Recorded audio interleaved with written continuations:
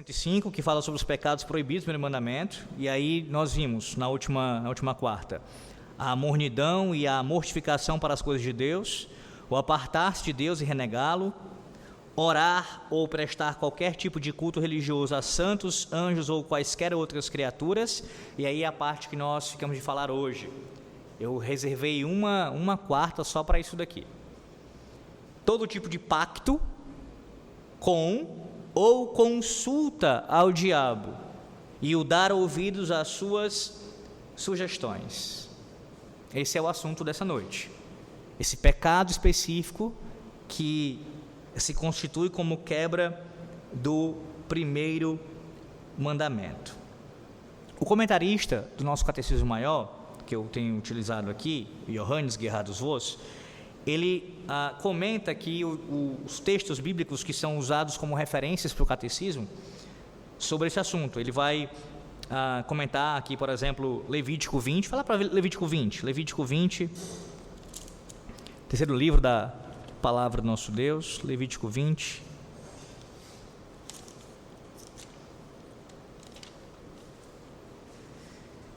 Versículo de número 6, versículo 6, Levítico 20. Quando alguém se virar para os necromantes e feiticeiros para se prostituir com eles, eu me voltarei contra ele e o eliminarei do meio do seu povo. Veja como a palavra de Deus é enfática aqui com relação a essa prática de consulta aos mortos. E perceba também como o nosso catecismo atrela isso a esse pecado. Todo tipo de pacto com ou consulta ao diabo e dar ouvidos às suas sugestões.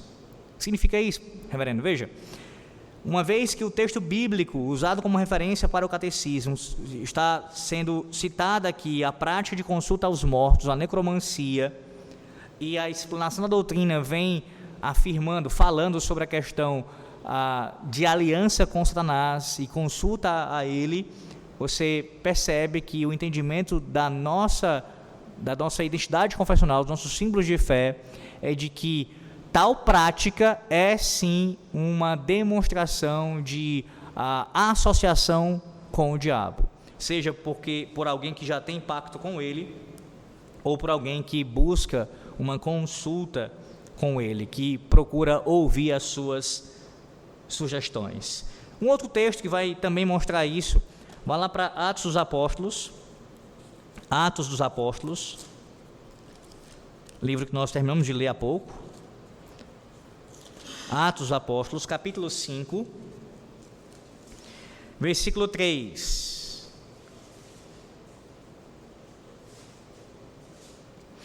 Então disse Pedro: Ananias, por que encheu Satanás teu coração para que mentisses ao Espírito Santo, reservando parte do valor do campo? Lembra do contexto, né? Quando Ananias e Safira, eles mentem e eles provam a morte como juízo divino sobre as suas vidas. Observe aqui como algo importantíssimo está sendo dito sobre esse assunto. No caso lá de Levítico, a proibição há uma consulta explícita, há uma associação explícita, direta com o diabo, através da busca dos mortos. Nesse caso aqui, a presença maligna ela é mais implícita. Ora, não é que Ananias e Safira necessariamente foram possuídos pelo diabo, ou que chegaram até ele diretamente para consultá-lo. Mas uma vez que eles mentiram, e mentiram num caso muito sério, que já seria sério em si, é claro, mas numa circunstância muito grave, eles foram assim conformados, ou andaram em conformidade com o pai da mentira, sendo assim influenciados por ele, e tendo os corações enchidos pelas suas mentiras. Então, nos dois casos, ainda que o outro seja mais implicitamente, existe a ideia de dar ouvidos ao diabo também, num caso como aquele. E lembre-se, algo relacionado ali à contribuição para o reino de Deus, em Atos capítulo 5. Financeiramente falando. Mas o nosso texto dessa noite, que eu quero gastar maior tempo, é 1 Samuel, você pode abrir, por favor, 1 Samuel capítulo 28. Eu não lerei o texto inteiro porque é um texto longo, são 25 versículos, e eu tenho ainda muitas coisas para falar e nosso tempo é curto. Haverá reunião do conselho daqui a pouco, os irmãos vão orar também, então não dá para eu ler o texto agora, mas veja, não entenda isso como o pastor não vai ler o texto é o mais importante, pastor? Mas leia com calma em casa o texto, tá certo? O que eu vou falar aqui é à luz do texto, é extraindo do texto as verdades aqui. E eu vou utilizar o trecho de uma obra de um puritano chamado William Perkins. William Perkins é assim considerado como o pai do puritanismo. Ele viveu no final do século XVII, final do século XVI para início do século XVII, final do século XVI para início do século XVII. E tem um trecho de uma das obras dele que tem por título A Maldita Arte da Bruxaria. A Maldita Arte da Bruxaria. E ele trabalha exatamente esse texto, 1 Samuel, capítulo de número 28, onde ele vai tratar desse assunto. É claro que já tem um spoiler gigantesco aqui para você de cara, não só porque eu falei já, né, dizendo que Levítico 20 é um texto referência para essa proposição do catecismo, ou seja, associando a necromancia à consulta e à aliança com o diabo, mas também porque o próprio título aqui do Perkins já vai te deixar claro o que ele vai afirmar acerca de 1 Samuel, capítulo 28. De qualquer maneira, vamos caminhando aqui, os irmãos vão compreender ainda com maiores detalhes. Ele vai dizer assim,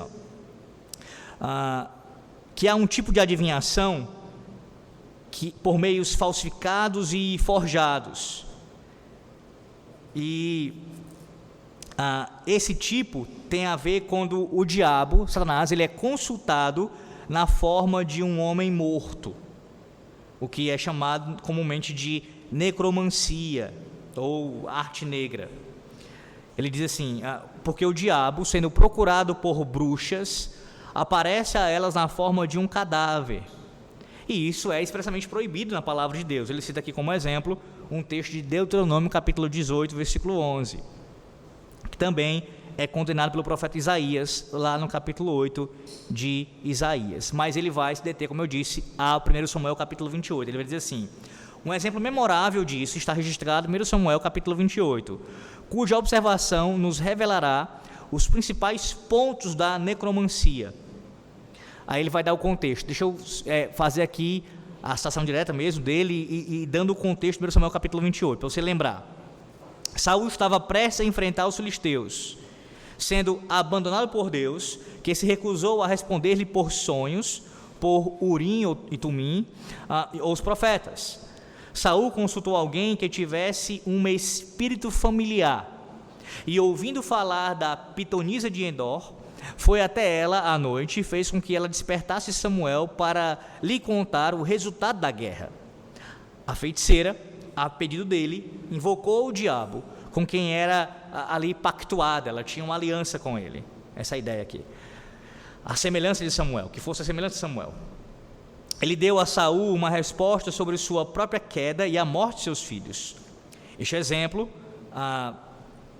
explicita claramente que existe um tipo de adivinhação pela qual bruxas e feiticeiros revelam coisas estranhas por meio da aparição do diabo a eles nas formas ou sombras dos mortos.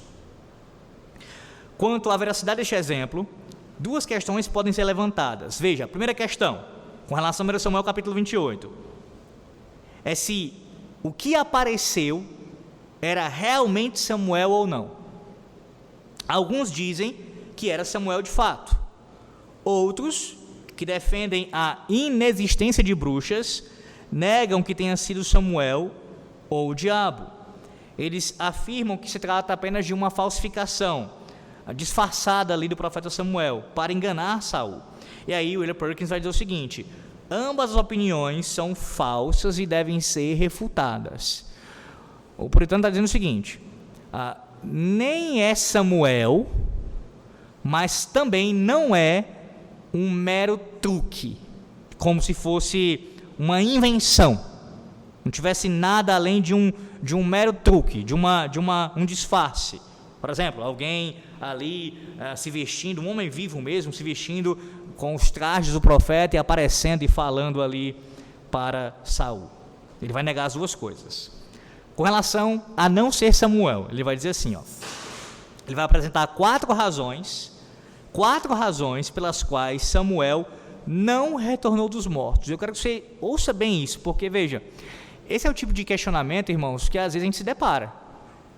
Eu não sei se você passou por essa experiência, seja um familiar crente seu, alguém que você até mesmo está evangelizando, a pessoa pergunta e coloca uma questão como essa para você, né?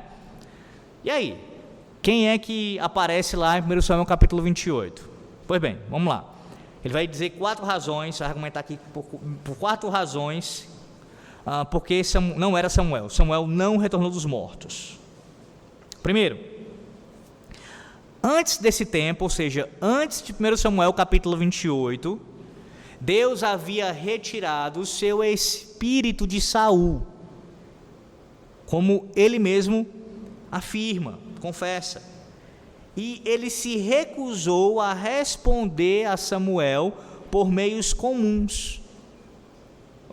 Samuel vai buscar aquela mulher, irmãos, exatamente por isso, porque Deus não estava mais falando com Saul. Como um sinal do seu juízo, Saul iria cair, finalmente, no sentido último, né?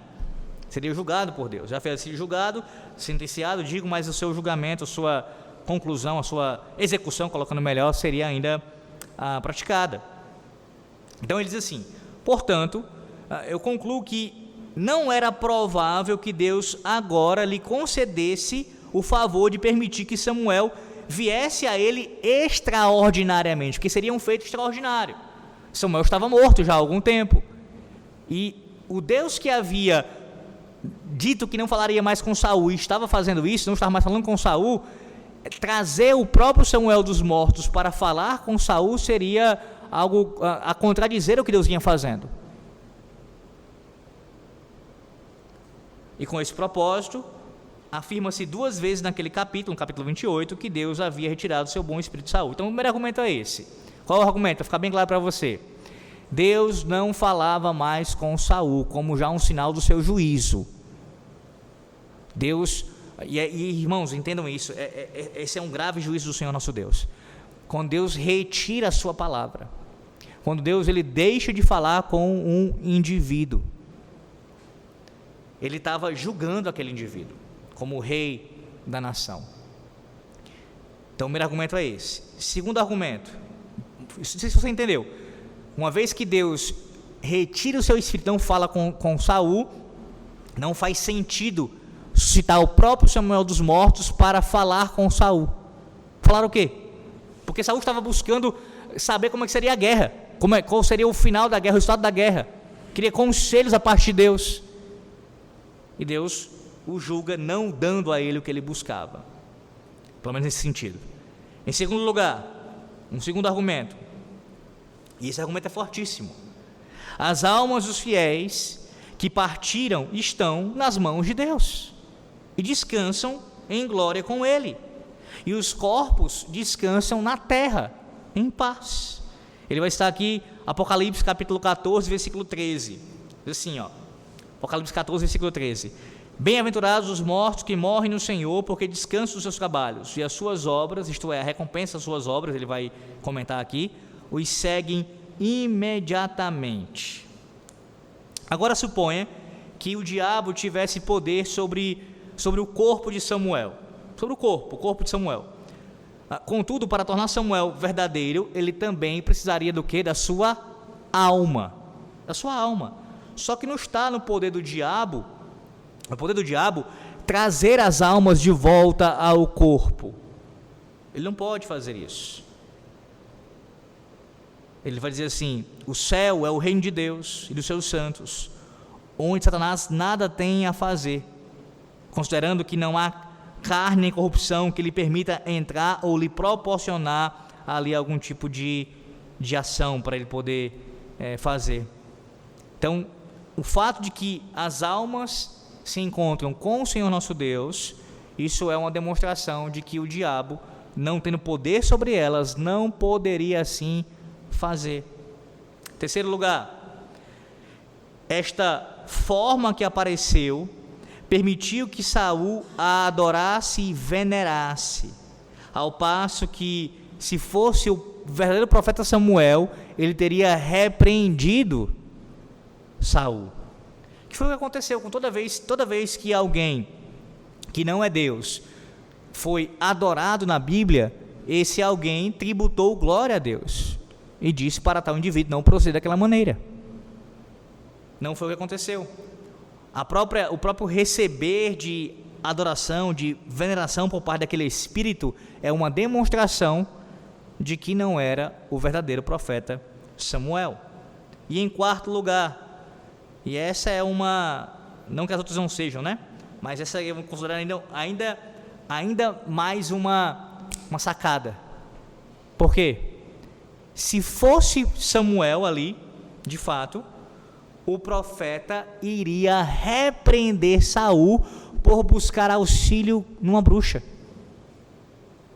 Uma vez que a palavra de Deus proíbe claramente a consulta aos mortos, a consulta aos feiticeiros, né, buscando deles conselhos necromantes, Samuel, sendo um profeta verdadeiro de Deus, o que ele faria?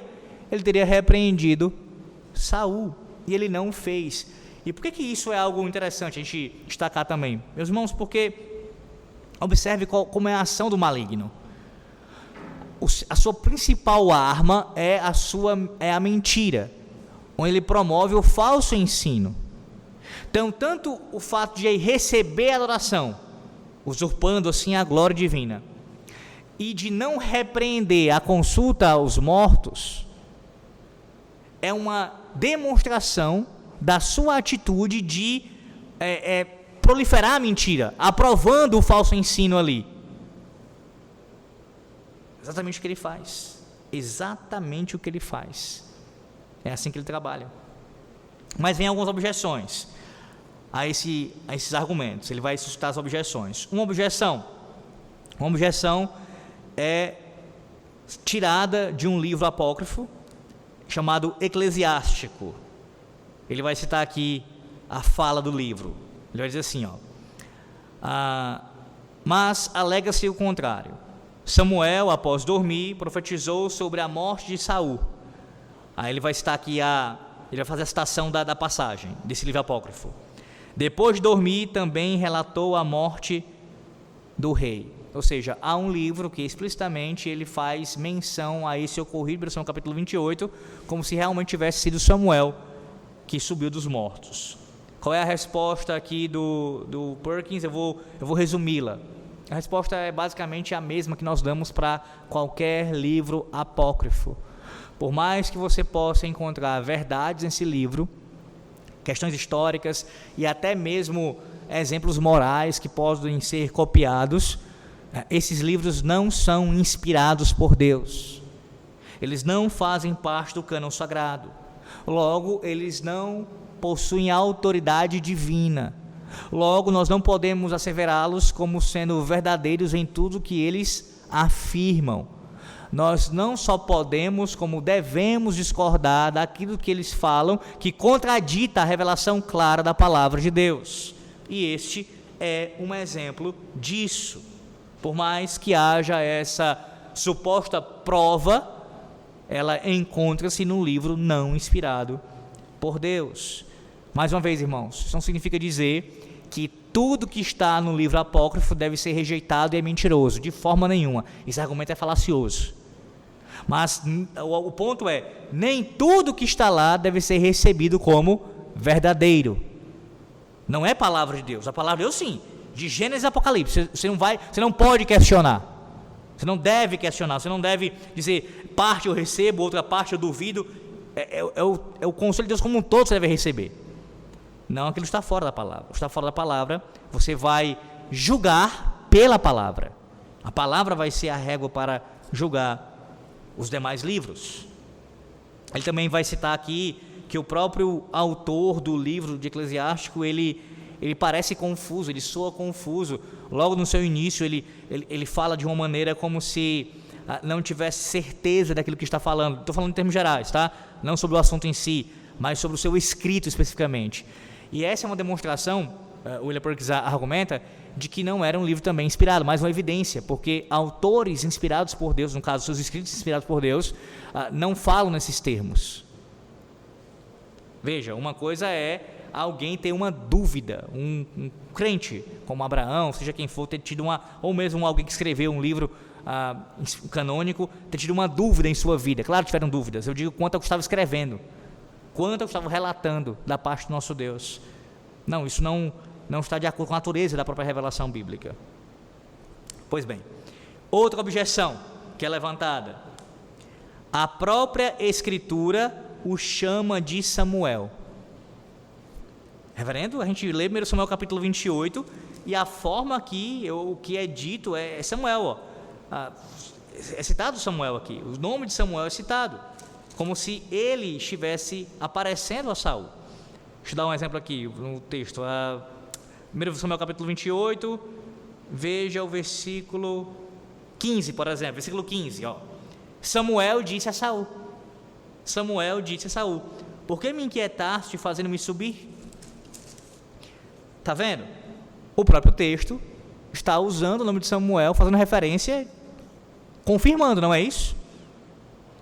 Resposta esta, que não se aplica apenas para o Samuel capítulo 28, mas é um princípio hermenêutico que você deve aplicar a toda a palavra de Deus. Ouça bem, a Escritura frequentemente fala de assuntos não como esses assuntos são em si mesmos, mas como eles nos parecem.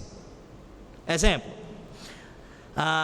lá em Gênesis capítulo 1, versículo 16, é dito que Deus fez 2 grandes luminares. Quais são eles? O Sol e a Lua. Só que a Lua, meus irmãos, ela é menor do que muitas estrelas. Só que a Bíblia diz que os 2 grandes luminares, ali a referência é o Sol e a Lua. Mas como? Se a Lua é menor do que muitas estrelas. Ora, a ideia do texto sagrado é falar desse grande luminar, no caso da Lua, em relação à sua proximidade com a Terra. A Lua, nos parece maior do que o restante. Por isso que ela é chamada de grande luminar. Isto é, da perspectiva do observador, a Lua é o grande luminar juntamente com o Sol. E a Bíblia fala nesses termos, da perspectiva do observador. Da mesma forma, Perkins vai dizer, os ídolos na Sagrada Escritura são chamados de deuses. Isso acontece muitas vezes. Os deuses das nações e assim por diante, são expressões que aparecem. Só que a gente aprende em 1 Coríntios capítulo 8, Paulo vai dizer que o ídolo nada é. Nada é. Não é uma contradição? É claro que não. Por quê? Porque alguns homens, não poucos, concebem em suas mentes tais ídolos como se de fato fossem deuses verdadeiros.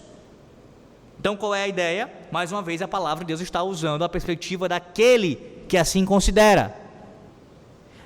Em outras palavras aqui, a Bíblia, ela usa uma linguagem de acomodação.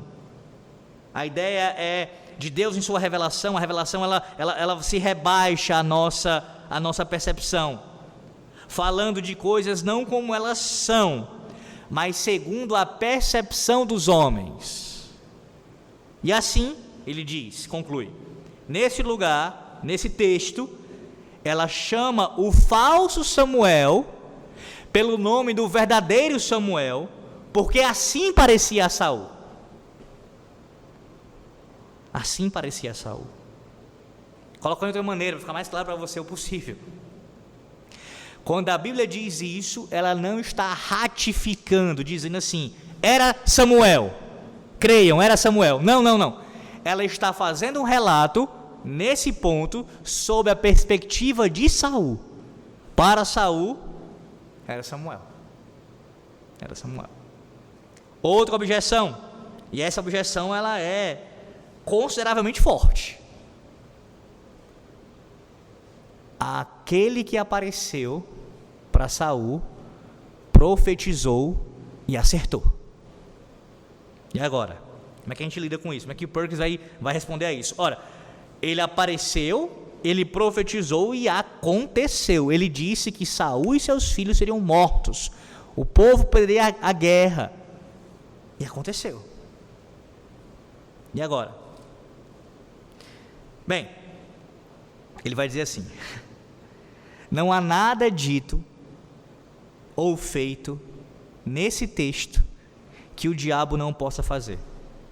E aí, já para deixar você bem alerta quanto a isso, nós temos uma percepção equivocada quanto às ações malignas.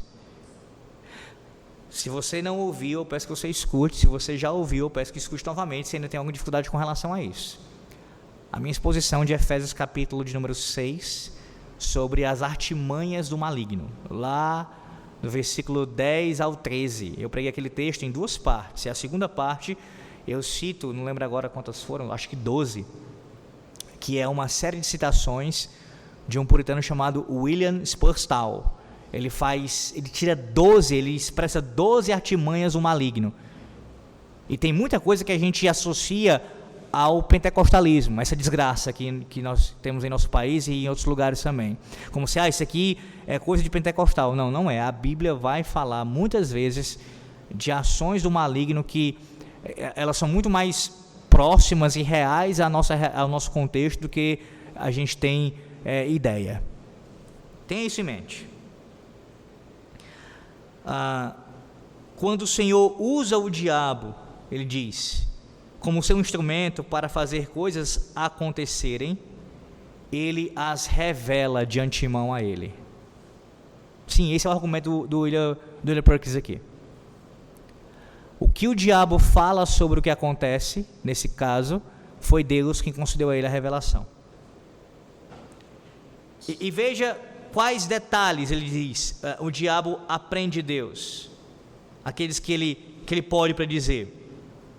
Ele vai dizer que o diabo nessa situação, e eu concordo inteiramente com isso, irmãos, ele está sendo, como ele sempre é, um instrumento de Deus. O diabo sempre é um instrumento de Deus, não esqueça disso. Isso foi no caso de Jó, sem anular a responsabilidade do próprio Satanás, ele estava agindo como um instrumento nas mãos de Deus. Como foi na própria tentação ali no Éden, a Adão e Eva, como foi na própria tentação que o Senhor Jesus Cristo passou no deserto. Ora, ou você não lembra que o texto diz que o Espírito o impeliu para ser tentado pelo diabo? O próprio Deus colocou o seu filho à prova do maligno, e o maligno atuou como um instrumento de Deus. Aqui não é diferente, irmãos. O diabo está agindo como um instrumento do Senhor Deus, e nesse caso, especificamente, um instrumento de juízo contra Saul. Tenha o contexto muito claro na sua mente. Saul havia se rebelado contra a autoridade divina. Saul já não seguia mais os preceitos da palavra do Senhor Deus, pelo contrário, se encontrava distante, e o juízo sobre ele já havia sido proferido. Ele estava caminhando de mal a pior, e como eu falei, a execução do juízo estava prestes a acontecer. A derrocada final disso é exatamente aqui em Samuel capítulo 28. Um rei ungido por um profeta de Deus para governar o povo da aliança, este mesmo rei que havia sido responsável por expulsar feiticeiros e necromantes da terra prometida, esse rei vai à posição mais baixa, mais degradante que alguém pode chegar. Ele vai até o diabo para buscar conselhos.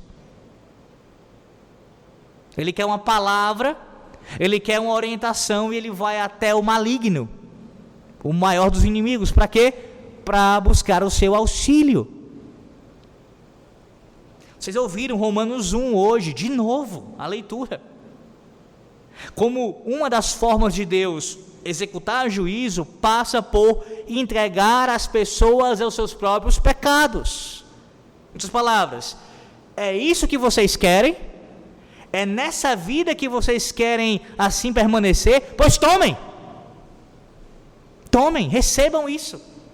Vivam assim. Experimentem. Se lambuzem nessas coisas. E esperem pelo seu fim. É exatamente o que está acontecendo aqui. Deus concedeu ao diabo ali a revelação do que iria acontecer. O diabo fez isso com Saul com relação a ter recebido a parte do nosso Deus, mas também, irmãos, ele faz isso em nossos dias com relação, por exemplo, a profecias bíblicas, usando da própria palavra de Deus e distorcendo para os seus fins escusos. Isso acontece. Irmãos, tendo como pressuposto em sua mente que o Antigo e o Novo Testamento são a própria profecia bíblica, a própria profecia da parte do nosso Deus, inerrante, infalível, inspirada pelo nosso Deus, suficiente, autoritativa, quando qualquer falso pregador, ele distorce o texto e ensina aquilo que não está de acordo com a palavra de Deus, é o diabo usando a palavra de Deus para os seus fins malignos. Mesmo quando ele cita uma profecia corretamente. Mesmo quando acontece o que aconteceu aqui, de fato, ela se realiza. O texto lá de Deuteronômio capítulo 13, depois leia e medite nesse texto, rastei ele outras vezes aqui em nossa igreja. Ele é um texto que vai exemplificar isso muito bem. Por quê? Porque lá o Senhor Deus adverte o povo quanto a não dar ouvidos aos profetas que simplesmente acertam o que vai acontecer. Por quê? Porque você não deve julgá-lo apenas pela sua exatidão quanto ao cumprimento da sua profecia, mas a sua doutrina é a base do julgamento. Ou seja, alguém pode acertar, alguém pode dizer que algo vai acontecer, aquilo de fato se concretizar e tal pessoa ser um falso profeta. Logo, o acontecimento aqui, ou o cumprimento da palavra proferida, não necessariamente assevera que quem estava falando era um profeta de Deus. Pelo contrário, aqui era o próprio diabo, falando sob autorização divina, nunca alheio a isso. Lembre-se também desse princípio importantíssimo, como aconteceu no caso de Jó. As duas argumentações do diabo na conversa, no diálogo com o nosso Deus, elas são limitadas pelo próprio Deus. Tudo que ele tem está em teu poder, porém não toque nele. E assim o diabo agiu, ele tocou em tudo que Jó tinha, mas não tocou em Jó. Na segunda vez, ele está em tuas mãos, porém poupa-lhe a vida. Exatamente o que aconteceu, porque ele só anda até onde o Senhor Deus permite. Então, sob a autorização divina, nos limites impostos pelo próprio Deus Criador, ele agiu, e aqui assim o fez. Há uma outra objeção, e essa objeção, pelo menos particularmente, ela para mim tem uma questão de experiência pessoal, falsa, tá, irmãos? Falsa, experiência pessoal falsa. Deixa eu ler e em seguida eu comento. Em quarto lugar, a objeção é que os mortos frequentemente aparecem e andam depois de serem sepultados, enterrados, ou seja, a ideia de que nós podemos ver aparições de pessoas que já morreram. Por que eu falei que isso para mim particularmente tem algo experiência pessoal? Porque durante anos eu sofri com isso, anos, assim, foi a infância, boa parte da adolescência, até quase que o início da fase adulta. A minha conversão se deu aos 16 anos de idade, então ali já começou a haver um combater quanto a isso, é verdade, mas eu tinha muito pouco, quase nenhum conhecimento e estava no contexto pentecostal, então ali ainda eu estava firmando, né, as minhas bases doutrinárias, pelo menos básicas, relacionadas a algumas questões, mas logo de cara eu fui confrontado com isso. Não, peraí, mas se alguém morreu em Cristo, está com o Senhor, se alguém morreu sem Cristo, está no inferno, não pode aparecer. Então isso foi, claro, me ensinando a ponto de eu deixar de acreditar nisso. mas durante anos foi uma perturbação para mim. Por quê? Tanto por conta do que eu consumia muitas vezes na TV, né, especialmente, bem como também as histórias. Imagine, talvez alguns aqui tenham sido desse contexto como o meu. Eu nasci no lar católico romano e a casa dos meus pais é numa vila e todos ali são, pelo menos até um tempo atrás eram, da família. Era minha avó numa casa, tias e tios em outra, primos, primas. Então é tudo família e todos papistas. E daquele jeito mesmo, é bem cheio de falsos ensinos, não só por causa dos romanos, mas também o que abraçavam de fora, de feitiçaria. Tinha pessoas que consultavam necromantes, tudo isso acontecia, uma salada. Então eu ouvia muitas vezes de parentes meus, que eu tinha muita confiança, de que sim, os mortos apareciam. Então, quando alguém morria na família, principalmente, era uma coisa para mim era muito assustador, tanto pela dor da perda, a gente não queria que acontecesse, obviamente, mas também pelo receio de que, pronto, já mais uma situação onde eu posso, né, me deparar com um espírito familiar. Então, assim, é uma mentira, irmãos, é uma mentira. Ele vai dizer, é fato que a opinião de Roma e de muitas pessoas ignorantes entre nós seja essa, mas a verdade é outra. Os mortos não andam sobre a terra, nem podem aparecer. Não podem. Isso não pode acontecer. Quem é crente, ele vai dizer, quem é justo morre e está com o Senhor. O corpo vai para a sepultura, a alma volta para Deus. Está agora diante de Deus. E aqueles que morrem sem Cristo, o corpo vai para a sepultura, ou sabe-se lá para onde, e a alma vai para o inferno. Para o inferno. Então não, eles não estão vagando pela terra, isso não acontece. E esse ensino, espero que para vocês seja uma coisa bem clara, mas ainda que seja clara, é algo tão comum em nosso meio, é tão cultural mesmo, assim, arraigado na cultura brasileira, que o que eu estou falando para vocês aqui, até mesmo entre crentes, tem pessoas que ainda têm essa dificuldade, acharam que isso é possível. Isso é possível. Não, irmãos, não é possível. Isso não é possível. Em seguida, e aqui eu serei mais breve, até pelo horário também, ele vai falar sobre, em conexão com esse assunto, tá? Conexão com esse assunto da questão dos mortos, de aparecerem. Alguém levantar o seguinte argumento, tá, mas não teve situações onde alguém foi pelo menos ressuscitado, isso não acontece, do morto voltar? Não, mas é uma situação diferente, né? A ressurreição é outra coisa. E a ressurreição, quando aconteceu historicamente, ele cita duas ocasiões onde ela acontece. A ressurreição acontece, no caso aconteceu historicamente, tanto no contexto de restauração do povo da aliança, para ainda mais Deus firmar a sua palavra. Exemplo disso, quando aquele homem morto, o seu cadáver é colocado lá sob os ossos do profeta Eliseu e ele volta à vida, aquilo dando crédito à palavra que Eliseu pregava, né?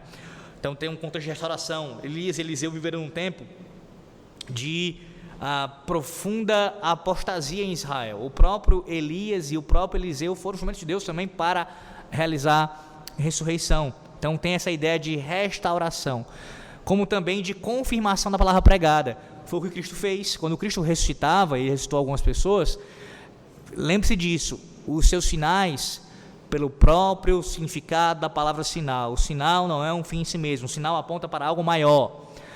O que Cristo realizou tinha como objetivo maior manifestar a sua glória, obviamente, revelar a sua identidade messiânica e confirmar a sua palavra profética. Quem fala é Deus entre vocês. A mesma coisa com os apóstolos realizaram as ressurreições, por quê? Para confirmar que a palavra que eles anunciavam era a palavra de Cristo, era a palavra do próprio Deus. Então todos deveriam crer. Está em outra categoria, percebe? É outra coisa. Outra coisa. Bem, e aí, no final, ele diz assim, a aparição, aquela questão, né? A aparição não foi de uma pessoa disfarçada de Samuel, ou seja, nem era o próprio Samuel, mas também não era uma pessoa disfarçada de Samuel. Ele diz assim, agora, a opinião daqueles que negam a existência de bruxas e, portanto, sustentam que isso foi mera fraude, isto é, um truque da bruxa, subornando algum homem ou mulher para imitar a forma, o traje e a voz de Samuel, para assim iludir Saul. Tem quem pense assim, ele diz, essa opinião também é falsa, pois aquele que falou predisse a ruína de Saul, seus filhos e seu exército. Também o tempo em que isso aconteceria, considerando que muito provavelmente nenhum homem, nenhuma mulher em Israel poderia realizar tais coisas ali. Então, as evidências no texto, deixa eu clarificar o pensamento do William Perkins aqui. As evidências do texto apontam para o que aconteceu foi algo sobrenatural. Foi algo sobrenatural. Não foi algo meramente um artifício humano, um esquema de um mágico. Não, foi mais do que isso. Foi, de fato, algo fora do comum. Foi algo extraordinário. Foi algo sobrenatural. Aí ele vai terminar com algumas observações, e eu serei bem breve, sobre bruxaria em 1 Samuel 28. Diz assim: portanto, é manifesto que, por meio de aparições falsas de mortos, bruxas e feiticeiros podem prever coisas que estão por vir. Então, sendo isso verdade, diversos pontos sobre a bruxaria devem ser observados. Primeiro ponto: existe uma aliança entre a bruxa e o diabo, entre feiticeiros e Satanás. E ele afirma isso com base em quê? Ora, Saul, ele tinha à sua disposição sábios, pessoas preparadas, ele tinha muitos recursos ali, e o próprio Saul poderia ter tentado fazer isso. Mas observe como ele é específico, ele vai a alguém que poderia realizar tal feito. Lembra da proposição do catecismo? Todo tipo de pacto ou consulta ao diabo e o dar ouvidos às suas sugestões. Ananias e Safira deram ouvidos às sugestões, numa situação mais implícita. Saul consultou o diabo e a mulher tinha um pacto com ele. Percebe como são coisas semelhantes, mas tem as suas diferenças aqui? Apenas alguém com uma aliança com Satanás poderia realizar tal feito. Invocá-lo, ele atender e até mesmo ali falar de forma direta com aquele que o consultava. Então é algo que é específico, irmãos. Específico. Deixa eu dar um exemplo contemporâneo para você. Existem pessoas que se diz acerca delas que elas têm a capacidade, o poder de mediunidade. É bem verdade que existem números que não passam de charlatões. Eles são um charlatão. São truques, mentiras, não tenha dúvida quanto a isso. Muitos, a boa parte deles é isso. Mas convenhamos que existem algumas coisas que são inexplicáveis. Existem algumas coisas que acontecem que são inexplicáveis. Pois bem, se tal pessoa consegue realizar isso, ela consegue algum tipo de feito semelhante a esse daqui, tal pessoa encontra-se nessa categoria de estar em pacto com o diabo, porque nem todos conseguem fazer esse tipo de coisa, ainda que todos podem ter a atitude de consultar. Segundo lugar, que aponta para essa singularidade também, o diabo estará pronto ao chamado e comando de bruxas e feiticeiros quando estes pretenderem qualquer mal. A ideia não é que o diabo está sujeito como alguém que serve, como um cachorrinho está servindo ali aos feiticeiros, porque vai argumentar assim, ele vai dizer que o diabo é um servo do feiticeiro, do bruxo. Não é essa a ideia. Mas é que no afã de fazer o mal e de até mesmo usar aquele indivíduo que o invoca, que o chama com essa intenção de fazer o mal, ele nesse sentido se submete. Tanto é que ele vai destacar aqui, ele aparece rapidamente para Saul. Então sim, há um tipo de aliança aqui, de comunhão, de relação muito próxima, a ponto do diabo, nesse intuito de fazer o mal, submete circunstancialmente àquela pessoa. Terceiro e último, e aqui a gente encerra. Com isso, o grande poder do diabo em favor dos feiticeiros ou do feiticeiro se manifesta, pois ele estava prestes a imitar Samuel e o fez de forma tão viva e astuta, tanto na forma física quanto na vestimenta e na voz, que Saul pensou que se tratava do do próprio profeta Samuel. E isso deve servir de advertência para nós, pois não é fácil dar crédito a tais aparições, pois embora pareçam tão verdadeiras e evidentes, tal é o poder e a habilidade do diabo que ele pode nos enganar completamente, como fez com Saul neste momento. Eu alerto a todos que me ouvem nessa noite, e como eu disse no início, lamento por não ter ficado gravado, espero dar esse estudo em outro momento. Alerto com relação a tudo que foi dito, mas especialmente com o seguinte: o diabo ele tem muitas artimanhas, dentre elas, meus irmãos, é fascinar as pessoas com o oculto. É impressionante como tem pessoas que são fascinadas, de forma geral, pessoas fascinadas com aquilo que é oculto, que é das trevas. Uma fascinação por isso.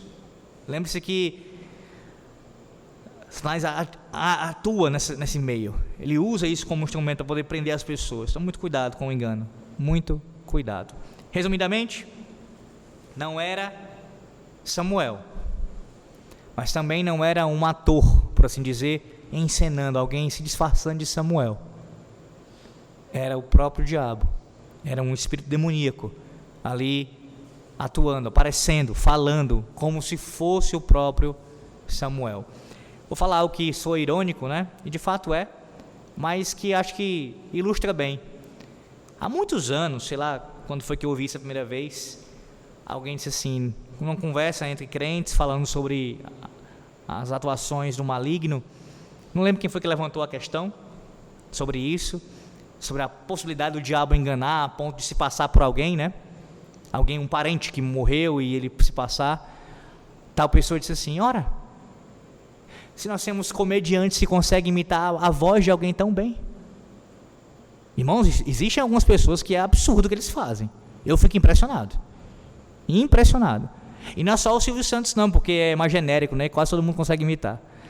É imitar assim, de forma, os trejeitos, a voz, o tom, é impressionante como algumas pessoas conseguem imitar outras. Se isso é possível a um ser humano, quanto mais a um anjo caído, quanto mais, que conhece mais de humanidade do que você e eu, não tenho dúvida quanto a isso. Distorcida para os seus fins maléficos, sem dúvida, mas se conhece sim muito bem um homem. Não pode disfarçar a voz, não pode se transparecer como se fosse aquela pessoa. Ora, se não. Vamos orar brevemente, em seguida os irmãos podem orar separadamente.